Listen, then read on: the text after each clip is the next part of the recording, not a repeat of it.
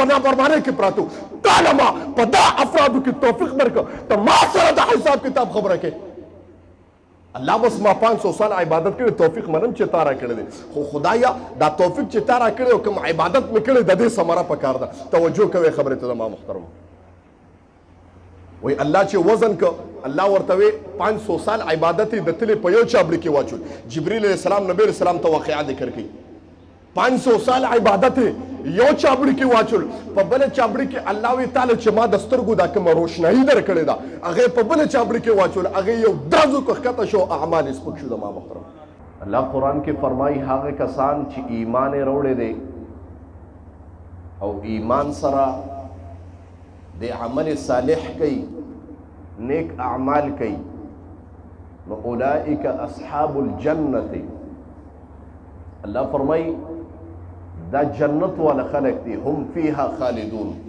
و جنت داسې ځای دی چې کله ورته یو پیره دننه شوي انټري یو پیره وشوه په اگزیټ والا دروازه په هغې کې نشته زما محترم دوباره راوتل پکې نشته خو بل طرف ته قرآن کې الله فرمایي والذین کفروا وکذبوا بآیاتنا الله فرمایي هغه کسان چې کفر یې کړی دی او تکذیب یې کړی دی زمونږ د قرآن نافرمانی کړی ده زمونږ د قرآن بعضی کرت ایمان خوشتا ایمان شتا لیکن باوجود د ایمان د زمونږ د آیتونو کفران کړی دی ناشکری کړی ده گویا زما د نعمتونو ناشکری کړی ده زمونږ د دین بې عزتی کړی ده او د دین بې عزتی څه ده چې الله دین اسلام له داسې عزت او تقویت ورکړی دی چې کوم نبی علیه الصلاة والسلام مبارک د الف نواله تر یې پورې موږ ته ښودلی دی نو که د الف نواله تر یې پورې تا د دین یو لفظ مخالفت هم وکړه دا د دین بېعزتي ده که نه چې د الف نواله د نبی علیه الصلاة والسلام مبارک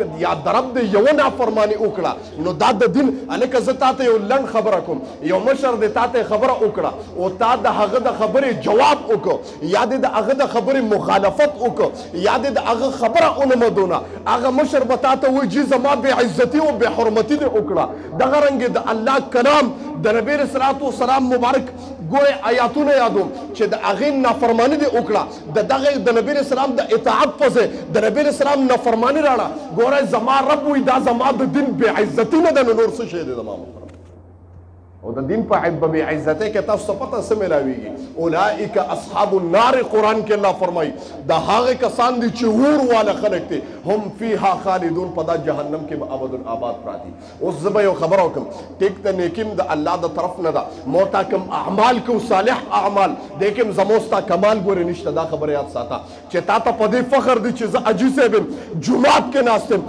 حج مې کړی دی هلکه چلمې له روان یم عمره مې کړې ده مولي صاحب یم امیر صاحب طالب العلم نیک بندم تاجد گزارم معتمرم ما د دنیا بهترین صدقې کړې دي زکات ورکوم لیکن په دا زکات ورکولو کې حج کولو کې په عمره ادا کولو کې په جومات ته راتګ کې دا زما د رب د توفیق ګورې لوی دغه د زما محترم چې د الله توفیق نه قسم دی که د الله د توفیق نه ما سوا ته رب هم ووایې ګورې نبی علیه الصلاة والسلام مبارک له جبریل علیه السلام راغی وی د الله رسول واقعه ورته ذکر کوي جبریل علیه السلام نبی علیه السلام ته واقعه ذکر کوي وی د الله رسوله پخوا زمانه کې یو بزرګ او هغه بزرګ در بار ګر کور کلی حسب نسب پرېښوده لاړه په یو غره کېناسته او د هغه غره نه ګیر چاپېره داسې اوبه وې چې ترخې اوبه وې توجه کوئ خبرې ته داسې اوبه وې چې د سکو اوبه نه وې دغه بزرګ کېناسته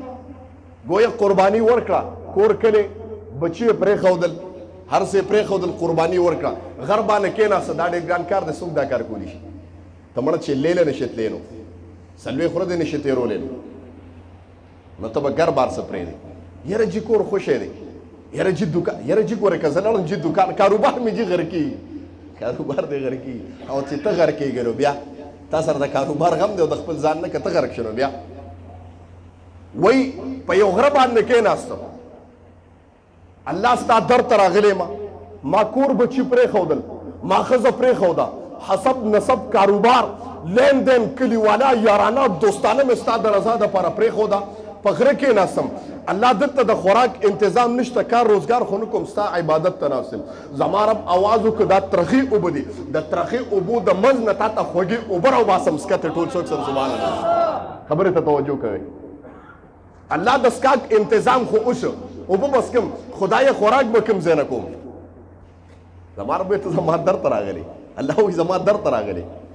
موږ د خدای د در نه نا امیده ځو، ولې زموږ هغسې عقیده نشته جي که نه، په الله هم هغسې عقیده نشته. ته عقیده مستحکمه که د الله په ذات چې ورکولو والا فقط زما رب دی. بس چې ستا عقیده مضبوطه شوه د جمعې فرض دی 5 منټو نه دوکان بند کړو، بیا زما د رب جلال ګوره زما محترمو. خو ستا هغسې ایمان نشته، تا دوکان له بل کس کتلی دی، تا ته پته ده دې خبرې. دوکان نه دویم کس کتلی یاره چې دوکان بند شي زما رب چې عقیده دې کچه ده نو کارم د سره کچه کوم زما محترم. دې خبرې ته توجه شي.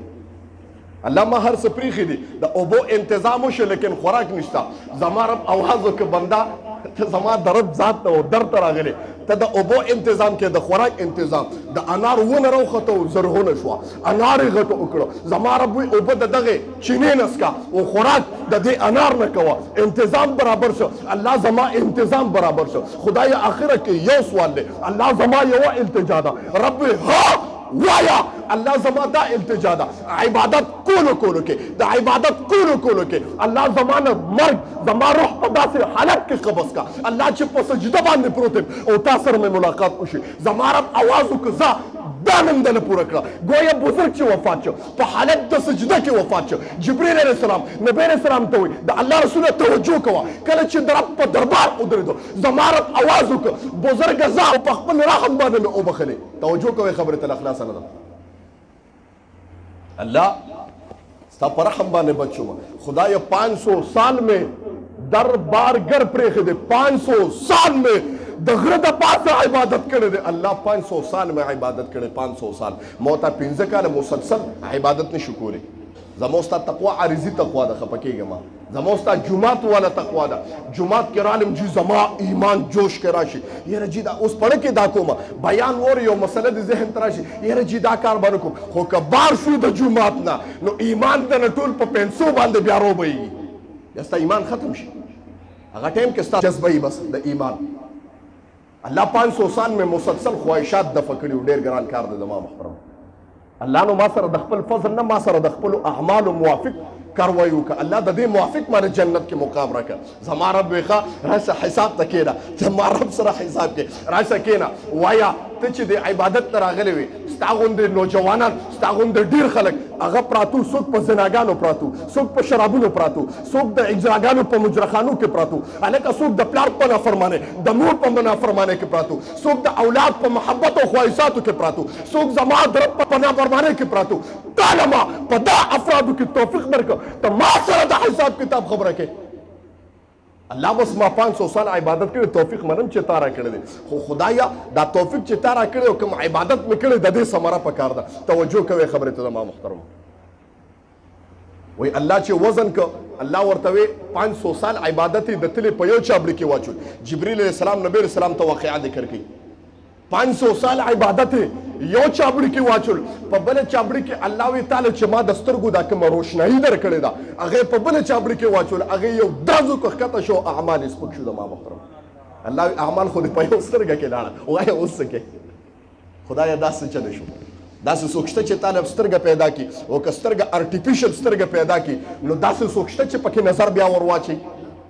داسې څوک شته؟ څوک وایي شته؟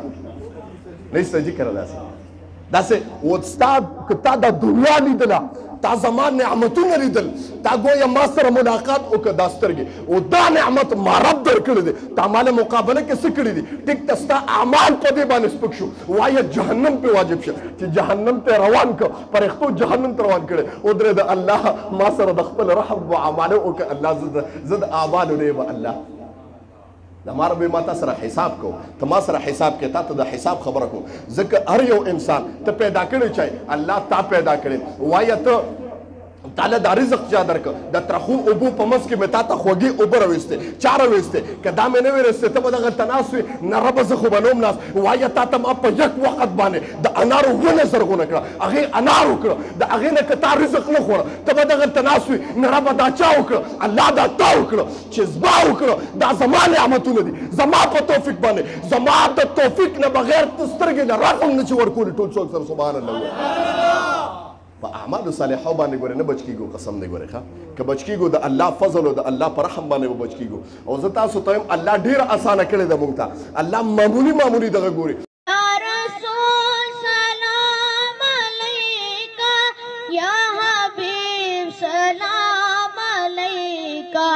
सलाम